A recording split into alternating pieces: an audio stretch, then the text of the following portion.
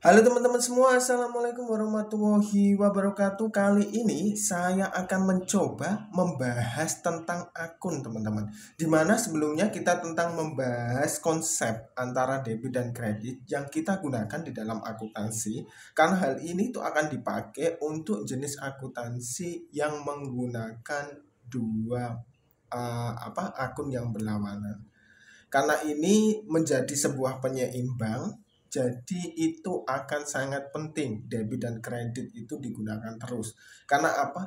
Karena di era modern seperti ini, hampir semua standar akuntansi itu memang menggunakan dua model akun seperti itu. Nah, kali ini kita akan mencoba mempelajari hal yang lebih lanjut yang terkait dengan yang namanya akun di dalam akuntansi. Akun itu kalau kita menilik pada dasar sebuah akuntansi itu ada dua kelompok. Yang pertama akun untuk neraca, yang kedua adalah akun untuk laba rugi. Selain dua kelompok ini tidak ada laporan model lain yang mengacu pada kelompok tertentu. Misalnya di situ ada laporan perubahan kas. Kas itu kan masuk dalam neraca. Jadi masuknya adalah ke laporan neraca. Terus laporan misalnya tentang laba rugi ini itu juga masuk ke dalam kelompok laba rugi sendiri. Misalnya ada kelompok pembiayaan, ada kelompok penganggaran dan lain sebagainya. Itu nanti ada kelompok-kelompok sendiri yang terkait dengan laba rugi, biasanya seperti itu. Atau mungkin jika dikaitkan dengan perubahan ekuitas atau bentuk dari perubahan modal, maka itu akan berkaitan dengan kelompok dari akun neraca. Nah, gambarannya seperti apa? Mari kita masuk ke dalam informasi yang lebih jelas. Nah, di sini kita melihat ada sebuah neraca saldo. Neraca saldo itu apa? Neraca saldo adalah kumpulan dari akun-akun yang kita kelompokkan menjadi satu. Biasanya kumpulan ini berasal dari yang namanya buku besar. Buku besar. Sebenarnya dari awal kan kita ketika mengolek sebuah laporan atau sebuah informasi atau sebuah catatan, kita masukkan ke dalam jurnal, teman-teman. Jurnal. Setelah jurnal ini jadi, kita masukkan kemana? Jurnal ini jadi kita masukkan ke buku besar. Dan buku besar ini kita masukkan ke dalam neraca saldo.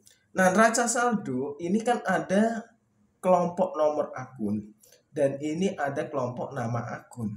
Kita lihat dulu dengan lebih spesifik. Kita melihat di sini bahwa ada kas, ada perlengkapan, ada asuransi, ada peralatan, ada utang, ada modal, ada privo, ada pendapatan, ada beban, dan lain sebagainya. Ini itu sebenarnya terbagi menjadi dua, di mana nomor akun dengan kepala 1 sampai dengan kepala 3 ini masuk dalam neraca. Sedangkan kepala 4 sampai dengan kepala 5 ini masuk ke dalam akun laba rugi. Udah, sebenarnya sesimpel itu, teman-teman. Nanti untuk isinya itu terserah teman-teman mau ngisi apa sesuai kebutuhan. Tentunya kalau perusahaan yang bergerak di bidang jasa, pengisiannya akan berbeda dengan perusahaan yang bergerak di bidang perdagangan. Perdagangan juga akan berbeda dengan perusahaan yang bergerak di manufacture. Manufacture juga akan berbeda dengan perusahaan yang bergerak di bidang tambang, misalnya seperti itu. Dan perusahaan perorangan akan berbeda dengan perusahaan CV. CV juga akan beda dengan perusahaan yang go public.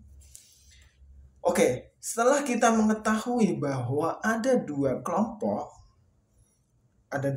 ini, kita langsung melihat ke dalam sini, teman-teman. Di sini kan ada laba rugi dan di sini ada neraca. Kalau kita melihat laba rugi, itu kan batasnya kan di sini, teman-teman. Nah, di sini adalah bagian neraca. Dan di sini adalah kelompok dari laba rugi. Di mana kelompok laba rugi itu pasti ada pendapatan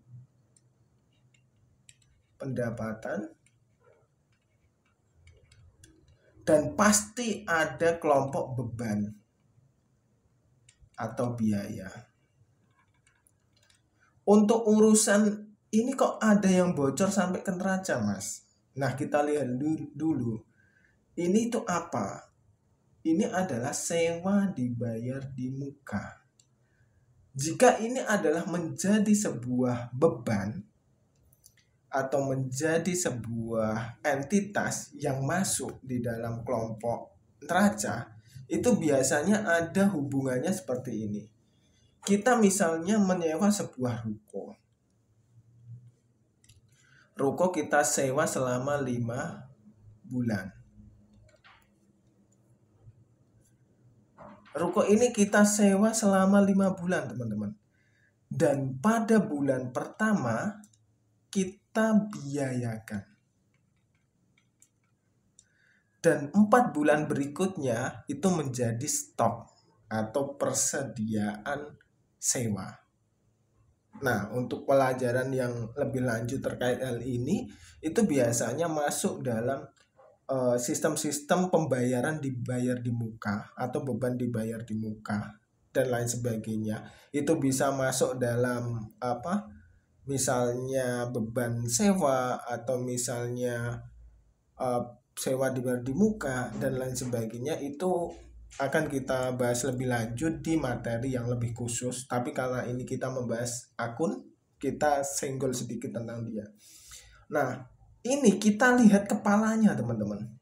Ternyata kepalanya 115. Dan ini ada yang 800.000. Kepalanya 112.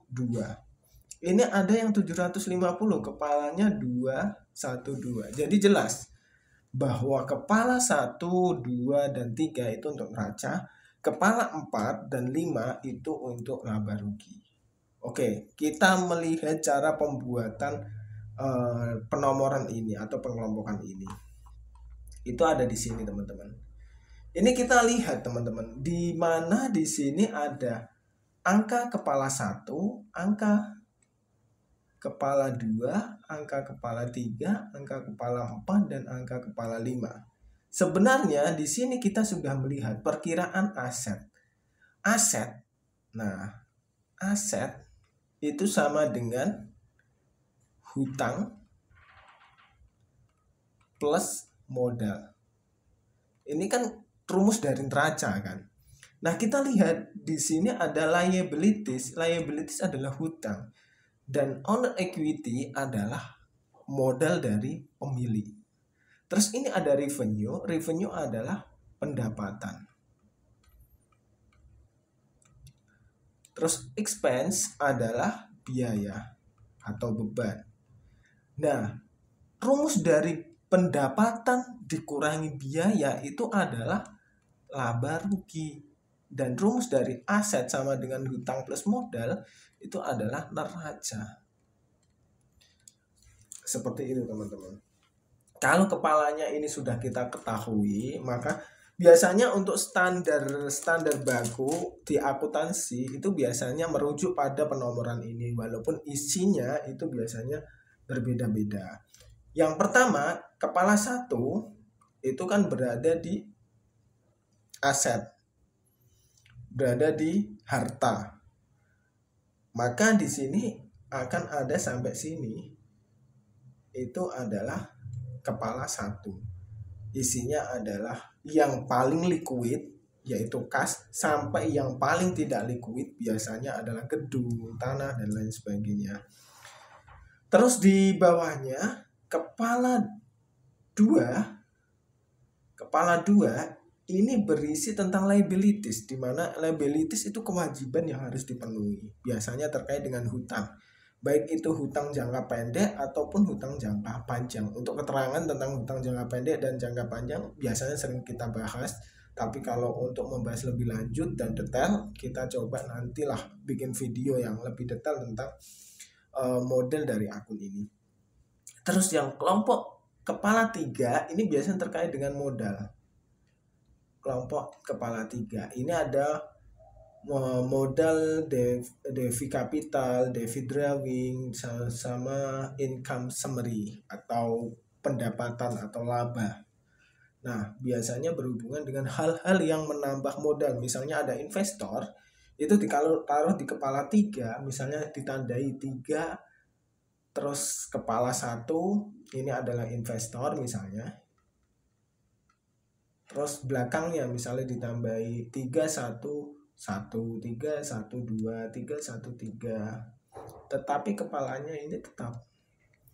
Nah, misalnya pemilik asli itu langsung 301, 302, 303 bisa. Ini tergantung dari manajemen teman-teman semua. Pun untuk isi dari kepala ini tidak hanya mesti seperti ini teman-teman. Bisa bukan hanya 3, bisa 1, misalnya 0, 0, 0, 0. Yang penting kepala depannya ini bisa dideteksi. Misalnya 1, 0, 0, 0, 1 adalah kas. Terus 1, 0, 0, 0, 2 adalah apa.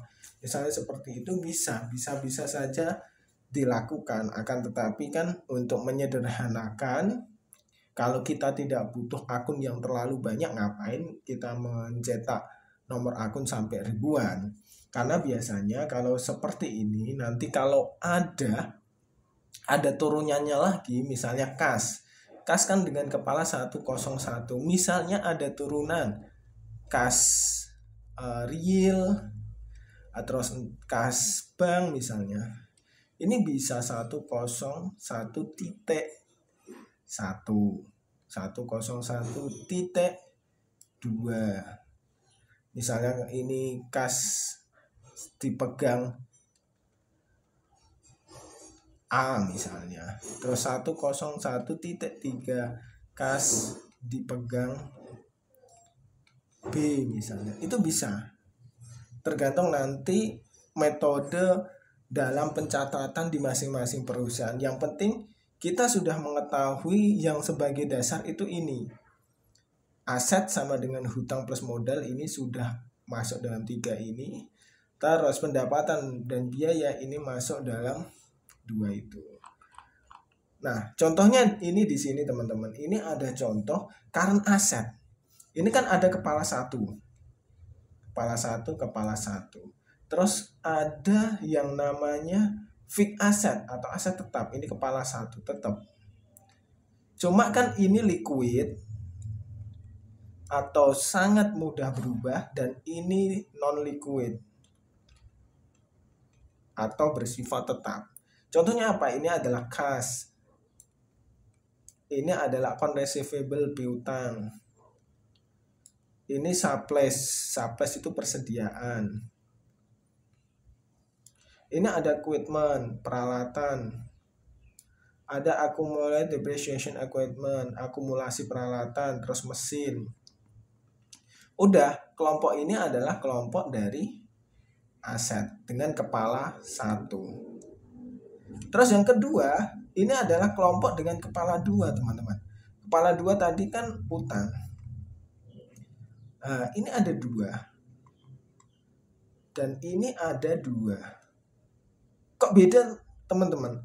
Bedanya apa? Di mana? Nah, ini 2, ini adalah kelompok dari hutang yang sifatnya jangka pendek. Ini adalah kelompok hutang yang sifatnya jangka panjang. Sifatnya jangka panjang. Seperti itu. Ini dia dibatasi dengan setelah kepala 2 ini ada 2. Setelah 2 ini ada 0. Ini adalah indikasi dia memberikan informasi terkait hal tersebut. Terus di sini ini ada owner equity, adalah modal. Ini ada kepala 3. 301. Ini adalah modal pemilik misalnya. Terus misalnya kita membuat modal investor. Sebenarnya kita bisa membuat, teman-teman, 3 dengan kepala 3 ini. Terus belakangnya kita kasih 1, Terus 1. Ini adalah kepala investor. Terus misalnya nanti ada dari keuntungan, kita bisa misalnya 3, 2, kepala 2 ini misalnya dari keuntungan. 3, 2, 1 misalnya seperti itu. Oke. Setelah masuk ke dalam hal ini, kita masuk ke dalam kepala 4. Kepala 4 ini termasuk dengan revenue. Revenue misalnya ini service revenue, terus order revenue, terus misalnya kita jual produk 403 produk revenue misalnya. Bisa. Misalnya kita menambahin hal seperti ini bisa. Tapi kita dengan catatan kepalanya ini 4. Ini biasanya sudah menjadi standar baku yang dikeluarkan oleh para akuntan atau komunitas akuntan atau yang disebut dengan akuntan publik. Biasanya ini sudah mengacu kepada hal tersebut. Karena biasanya standar-standar yang dikeluarkan oleh dunia pendidikan biasanya mengacu pada arah sana. Kecuali kalau memang itu digunakan oleh perusahaan dan perusahaannya belum menggunakan sistem auditing atau sistem audit eksternal, biasanya cenderungnya mereka yang tidak menggunakan hal ini itu masih menggunakan sistem-sistem lama. Dia tidak update biasanya seperti itu. Tapi kalau orang-orang atau perusahaan yang menggunakan sistem auditing itu mereka memang kompleks dan menggunakan cara-cara yang sudah disesuaikan atau distandarkan. Kalau misalnya UMKM, lah ngapain saya harus menggunakan sistem yang berbaku dengan akuntansi? Saya tidak harus melaporkan kepada pihak lain, saya tidak harus bertanggung jawab ke pihak lain. Dan ngapain saya harus sulit-sulit menggunakan sistem yang sebenarnya harus menggaji orang lagi untuk memahami sistem ini, kan seperti itu. Jadi tergantung penggunanya siapa, teman-teman. Terus yang berikutnya adalah expense. Expense adalah beban atau biaya. Nah, di sini adalah kepala 5. Kepala 5 contohnya ini beban gaji.